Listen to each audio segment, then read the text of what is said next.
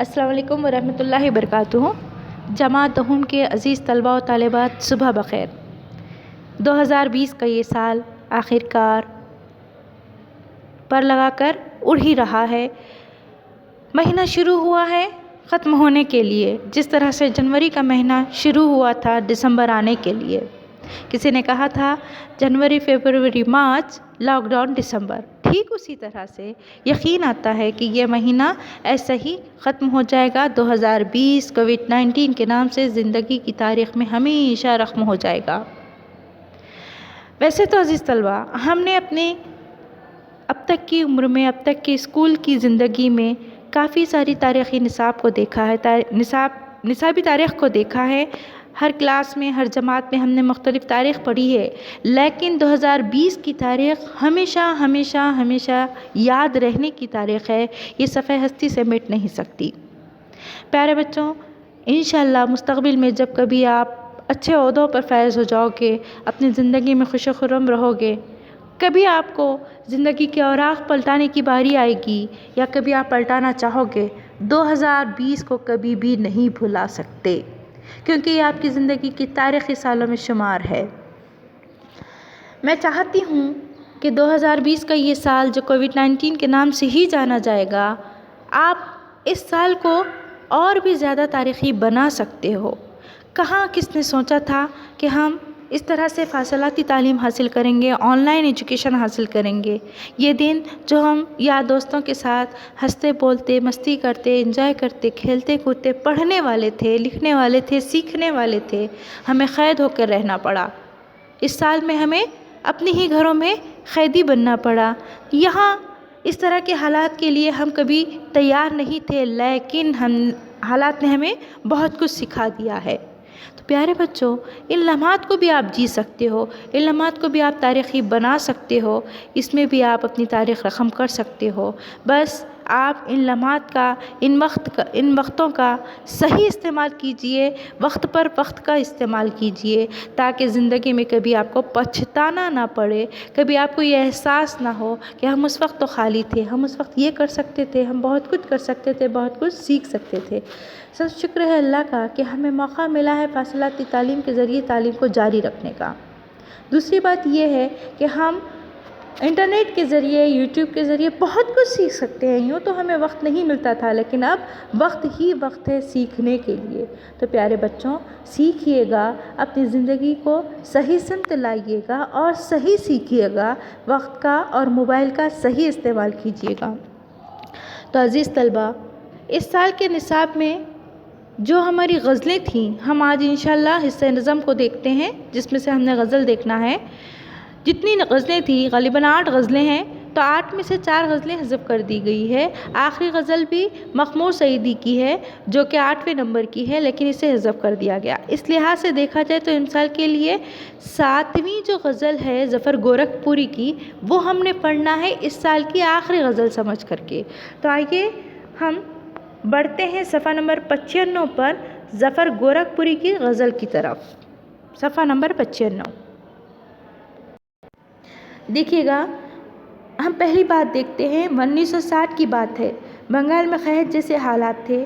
اسی زمانے میں ممبئی کے ایک مشاعرے میں ایک نوجوان نے جب یہ شعر پڑھا، شعر سنیے: ہاتھ کشمیر بنانے کے لیے اٹھتے ہیں، ہاتھ کشمیر بنانے کے لیے اٹھتے ہیں، بھوک کشمیر کو بنگال بنا دیتی ہے۔ مشاعرہ گاہ داد و تحسین کے نعروں سے گونج اٹھی۔ جب مشاعرے میں یہ شعر پڑھا گیا تو مشاعرہ گاہ داد و تحسین کے نعروں سے گونج اٹھی تھی، اور اس نوجوان شاعر کا نام تھا ظفر گورکھپوری، جو بعد میں ترقی پسند تحریک سے وابستہ ہوا۔ دیکھیں یہاں پہ 1960 کی بات ہے۔ بنگال میں قدرتی طور پر بہت زیادہ پریشانی کا سامنا کرنا پڑ رہا تھا، یعنی یہاں پر قحط سالی تھی، سوکھا پڑ چکا تھا، اور ایسے وقت میں 1960 میں ہی ممبئی میں ایک مشاعرہ منعقد کیا گیا تھا، جس میں کئی سارے شعراء حضرات شامل تھے۔ انہی میں سے ایک نوجوان شاعر جس کا نام ظفر گورکھپوری ہے، جو ہماری نصابی غزل کے بھی شاعر ہیں، انہوں نے ایک شعر پڑھا تھا، وہ تھا کہ ہاتھ کشمیر بنانے کے لیے اٹھتے ہیں۔ کشمیر جو ریاست کشمیر ہے، وہ انتہائی خوبصورت مطلب علاقہ اس کا انتہائی خوبصورت ہے. کہا جاتا ہے کہ یہ زمین کی جنت ہے. کشمیر کو زمین، کسی شاعر نے کہا تھا کہ اگر زمین پر کہیں جنت ہوتی تو یہیں پر ہوتی، یہیں پر ہوتی، یعنی کہ کشمیر ہی میں جنت ہوتی یا کشمیر ہی جنت ہوتی. تو یہاں شاعر گورکھپوری صاحب کہتے ہیں کہ ہاتھ جو ہے کشمیر بنانے کے لیے اٹھتے ہیں. ہر طرف ہم مناظر کو خوبصورت کرنا چاہتے ہیں، امن و سکون کرنا چاہتے ہیں، لیکن بھوک جو ہے کشمیر کو بنگال بنا دیتی ہے. اتنا برا حال ہو چکا ہے. تو آئیے ہم ظفر صاحب سے بھی تھوڑی سی ملاقات کر لیتے ہیں. ظفر گورکھپوری 5 مئی 1935 کو ضلع گورکھپور کے گاؤں بیدولی میں پیدا ہوئے. وہ بچپن ہی میں اپنے خاندان کے ہمراہ ممبئی منتقل ہو گئے. ظفر گورکھپوری ترقی پسند شاعروں میں ایک معتبر مقام رکھتے ہیں. معتبر، اعتبار کا مقام، اعتبار کے قابل مقام. دراصل یہ بہترین شاعر گزرے ہیں. بچپن ہی سے وہ شعر و شاعری سے شغف رکھتے تھے، اسی لیے آگے چل کر ترقی پسند تحریک میں ان کی ذہانت و ان کی صلاحیتوں کو سراہا گیا، انہیں شاعر کی حیثیت سے تسلیم کیا گیا. انہوں نے بچوں کے لیے بھی نہایت خوبصورت نظمیں کہی ہیں. سچائیاں، تیشا، وادی سنگ، گھوگھرو کے پھول، چراغ چشم تر، ہلکی ٹھنڈی ہوا، مٹی کو ہنسانا ہے وغیرہ ان کے شعری مجموعے ہیں. 1993 میں وہ معلمی کے پیشے سے سبکدوش ہوئے. معلمی کا پیشہ یعنی کہ وہ استاد تھے، بطور استاد وہ خدمت انجام دے رہے تھے، معلم تھے، لیکن 1993 میں ان کے عہدے سے وہ مستعفی ہو گئے، یعنی ریٹائر ہو گئے، سبکدوش ہو گئے، وظیفہ یاب ہو گئے. فلموں سے بھی وابستہ رہے اور فلموں کے لیے گیتوں کے علاوہ انہوں نے قوالیاں بھی لکھی. 30 جولائی 2017 کو ممبئی میں ان کا انتقال ہوا. 30 جولائی 2017 ان کی زندگی کے لیے آخری سال ثابت ہوا. 2017 میں وہ اس دنیا سے اس دنیا پہنچ گئے. چلیے ہم دیکھتے ہیں شاعر نے آخر اس غزل میں ایسی کیا خوبصورت باتیں بیان کی ہے. پہلا شعر میں پڑھتی چلوں آپ کے سامنے. بدن کجلا گیا تو دل کی تابانی سے نکلوں گا. بدن کجلا گیا تو دل کی تابانی سے نکلوں گا. میں سورج بن کے ایک دن پیشانی سے نکلوں گا. میں سورج بن کے ایک دن اپنی پیشانی سے نکلوں گا. نظر آ جاؤں گا میں آنسوؤں میں جب بھی رو گے. نظر آ جاؤں گا میں آنسوؤں میں جب بھی رو گے. مجھے مٹی کیا تم نے تو میں پانی سے نکلوں گا. میں ایسا خوبصورت رنگ ہوں دیوار کا اپنی. میں ایسا خوبصورت رنگ ہوں دیوار کا اپنی. اگر نکلا تو گھر والوں کی نادانی سے نکلوں گا. ضمیر وقت میں پیوست ہوں میں پھانس کی صورت. ضمیر وقت میں پیوست ہوں میں پھانس کی صورت. زمانہ کیا سمجھتا ہے کہ آسانی سے نکلوں گا.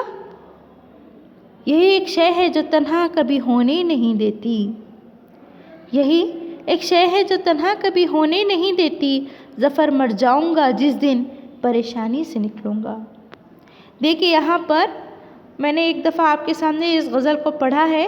آپ اس کے مشکل الفاظ کو تحریر کیجئے، خود تشریح کرنے کی کوشش کیجئے بچوں، اور اس کے بعد انشاءاللہ اگلی دفعہ جب ہم اگلے لیکچر میں اس شعر کی، اس غزل کی وضاحت کریں گے تو دیکھنا آپ نے اپنے طور پر کتنا سمجھا ہے یا کتنی کوشش کی ہے اور آپ کو کتنی کوشش کی ضرورت ہے.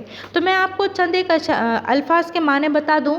جیسے یہاں پر دیا گیا ہے بدن کجلانا. بدن کجلانا یعنی کہ بدن کا بے رونق ہونا، بد رونق ہونا، بدن کا کمزور پڑ جانا، زمانے کی گرد و زد میں آ کر کے بدن کا بالکل بے حصہ ہو جانا. اس کے بعد ہے اگلے شعر میں نظر آ جاؤں گا میں آنسوؤں میں جب بھی رو گے.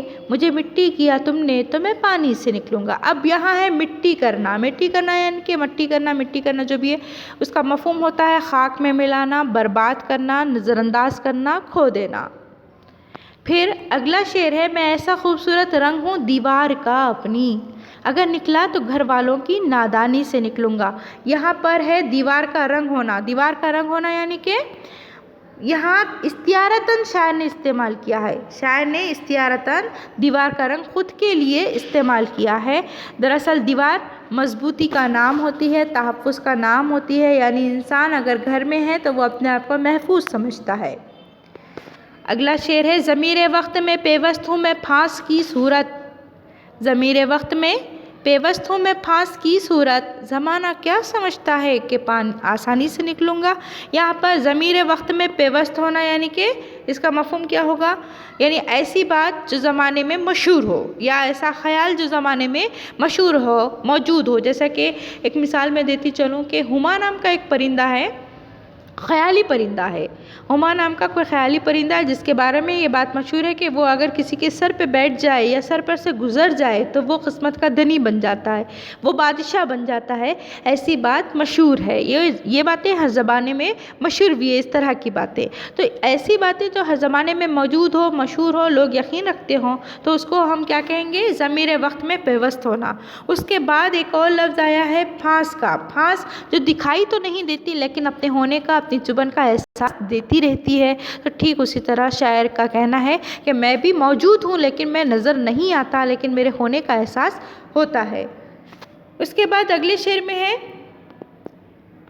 کہ یہی ایک شے ہے جو تنہا کبھی ہونے نہیں دیتی، ظفر مر جاؤں گا جس دن پریشانی سے نکلوں گا۔